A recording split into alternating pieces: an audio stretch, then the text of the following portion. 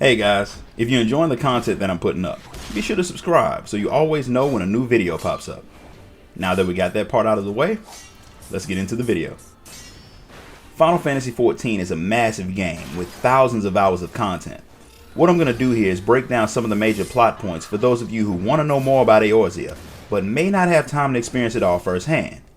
This time, we're covering the story of the Dark Knight. Outside of the tribunal in Ishgard, the Warrior of Light comes across a man who's muttering about a heretic who fought like a demon.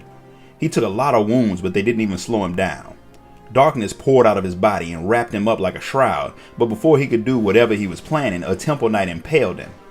Rumors are spreading that the man was a Dark Knight, but there's no way to find out since the temple knights are dumping the man's corpse in the broom, and it won't be long before all of his possessions are stolen.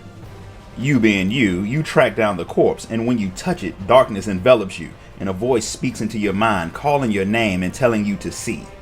You black out, and when you open your eyes, the man that you thought was dead is standing over you.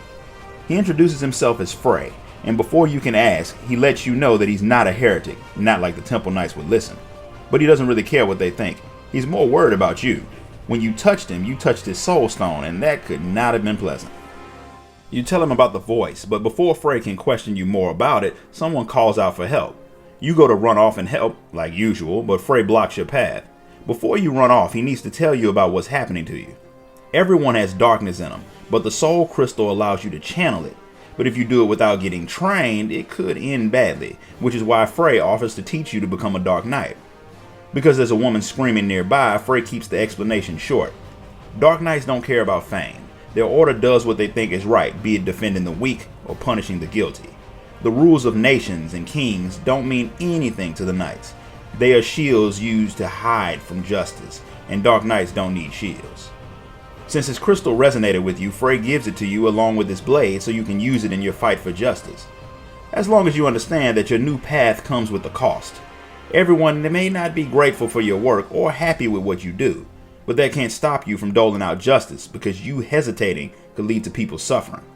He wants you to think on that while you check on the screaming woman. The screams came from an old woman. She'd bumped into a temple knight on accident and he'd hit her. Her granddaughter had yelled at the knight, then he dragged her off. He may not kill her, but the memories of what he'll do to her will scar her forever. But Frey has a better idea. The two of you could go and beat them to within an inch of their lives and save the girl. That idea is far more appealing, and Frey assures the old woman that her granddaughter will be safe, and when he's done, the temple knights will never bother them again. Frey believes that the knight took the girl to the tribunal. He gives you one last piece of advice before you set out. The knights may threaten to kill the girl if you come closer. If they do, then you have to let them know that you didn't come to save her. You came to kill them. Once they know she's useless as a hostage, they'll either fight or run. As you head to the tribunal, Frey tells you about drawing on the darkness within you to strengthen your body. It's like drawing in ether to do magic, only you use fear, pain, and your other darker emotions. With your combat experience, the new techniques shouldn't be too hard to learn. And you'll need them, because when you find the girl, she's surrounded by temple knights. One of them takes the girl off, while 3 others attack you. After the beating you give them, they run off, calling for reinforcements. Frey helps you draw out the darkness within, and you cut a path through the nights while Frey shouts out some impressive insults and threats until you reach the girl. Frey shouts to all the remaining knights that if they come after you, he'll come to their homes next. Then you take the girl and leave. The girl's thankful for your help, but neither she nor her grandmother had screamed for help, so she doesn't know what you heard. But whatever called you, she's happy it did, and she's glad you killed those knights. After she leaves, Frey commends you for how fast you caught on, but you have way further to go, and the training will be dangerous. But you can handle it. In the meantime, Frey thinks it best for you to go your separate ways for a while, since you did just attack the Temple Knights, and they'll probably come looking for you. While you're apart, he expects you to get stronger. When things settle down, you meet Frey in the broom where he picks up with your training. First, he explains the voice you heard. All Dark Knights hear a different voice guiding them. The more you draw on your power, the more clear the voice will become. However, your training will be better done somewhere other than Ishgard, so you and Frey head to Little Alamigo. Frey has a ritual called Communion for you to complete, to help you channel your darkness better in battle. It's dangerous, and it could kill you, so first he wants you to fight something strong and feral, so he can see how you handle the battle. You check with one of the locals to find a suitable beast. There's a place called the Red Labyrinth, filled with large, savage creatures that the trappers in the area avoid. Sounds perfect. And the two of you head out. After you bring down the beast, Frey guides you through the ritual, increasing the darkness within you and causing you to hear the voice again, although it doesn't say anything useful. Still, that's progress. Frey tells you that sometimes the voice comes from someone the Dark Knight is meant to find, which means you could have to travel, something that doesn't really bother you considering what you do for a living. With that, the ritual is over, and it's time to move forward with your training. This time you head to the Burning Wall, where Frey has you slay more beasts in what is honestly a pointless display. Frey is admittedly trying to get you to resent him for making you waste your time. He wants those emotions to be strong in you for the next ritual. He begins the ritual, but it's interrupted when Heavensward, a man you worked with forever ago when you first joined the Scions of the Seventh Dawn, comes asking for help. The Eorzea attacked a caravan and abducted some people. He tried to get the Brass Blades and the Immortal Flames to help, but they're too busy to even send a few men. You know what the Eorzea will do to people. They will be made into thralls to Ifrit, but Frey thinks it's a stupid idea to charge into an enemy camp to save some idiots who didn't learn to fight before traveling through hostile territory. No matter how stupid it is, you're going to risk your life for them because that's what you do, and Frey knows it. Reluctantly, he agrees to help you save the people. You head to the encampment, and the two of you cut a swath through the Eorzea. While Frey didn't want to come, as the fighting goes on, he begins to revel in the bloodshed. The two of you free the captives and murder all of the Eorzea in the camp. Heavensward is happy that you saved the captives, but he seems a bit uncomfortable about how you massacred the Eorzea. Frey takes it with a grain of salt. People who have never done battle don't get to judge what the ones they ask to protect them do to their enemies. With the distraction done, Frey continues the ritual, drawing out more of the darkness within you and prompting the voice to come back again. It still babbles nonsense, despite how far your powers have come. Frey thinks that maybe it's because you still don't understand what it means to be a Dark Knight. You consider yourself a hero and you believe you can save everyone. Dark Knights understand that that's only a pipe dream. Sometimes you won't be able to save everyone. Sometimes you'll only be able to save yourself. You can't be a slave to everyone else's burdens, otherwise you won't be able to grow. Your constant desire to solve everyone's problems makes Frey start to question your commitment to your training. The fact that you haven't heard the voice say anything else is proof that you are clinging to your old ways, despite Frey's best attempts to help you improve. As he's chastising you, his knees buckle, but he shrugs it off and decides that he's not giving up on you. He's just going to have to test you more, and the next test will come at the Morabi docks, despite the fact that Frey hates the ocean.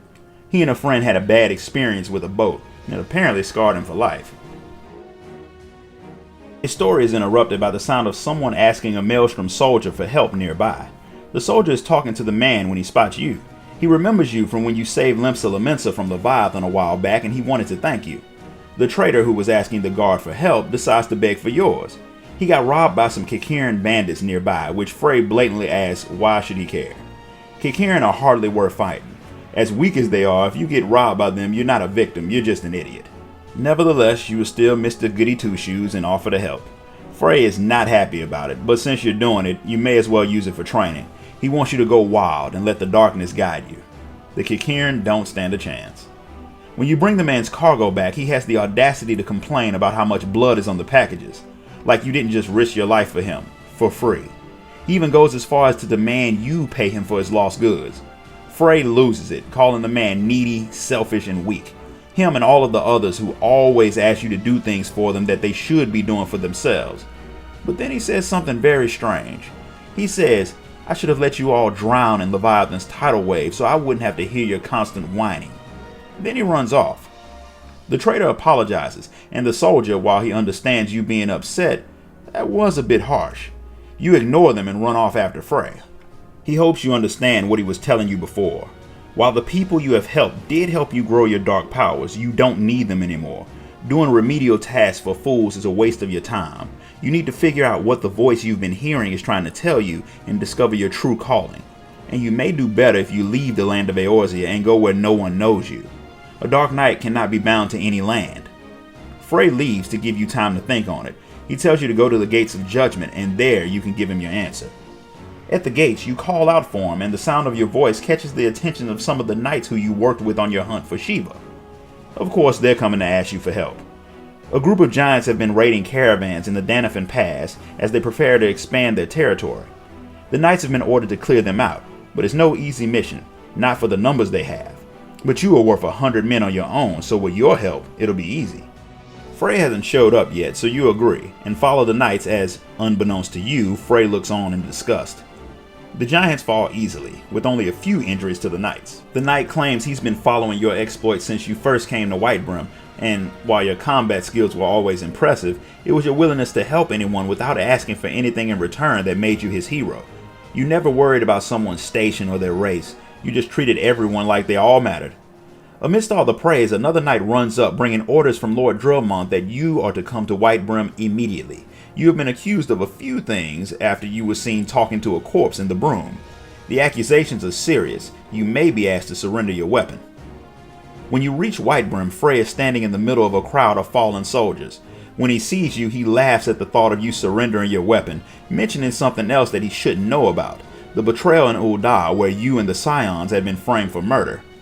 He knew about Leviathan, claiming he killed the Primal even though he wasn't there. He knew about the betrayal of the Crystal Braves, even though he wasn't there. He has referred to the two of you as we the entire time, and it took all of this for you to finally realize the truth.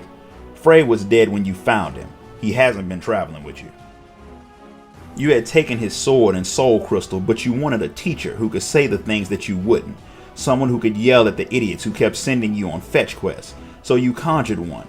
There was no Frey. All of the cruel comments he made, all of the savage brutality he committed in combat, that all came from you.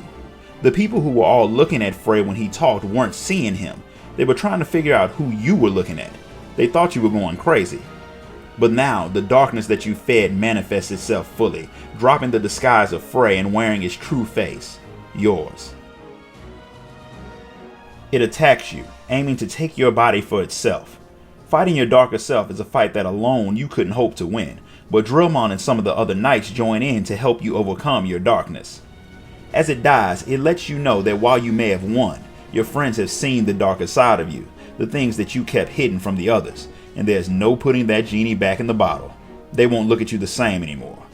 However, your friends say otherwise, and you finally accept the darker part of you, absorbing it back into yourself. It lets you know that when you get tired of playing Mr. Nice Guy, it'll be more than happy to take over for you. All you have to do is ask. This concludes the first part of the Dark Knight storyline. If you enjoyed this video, hit the like button and make sure you subscribe so you don't miss out on the next part of the story.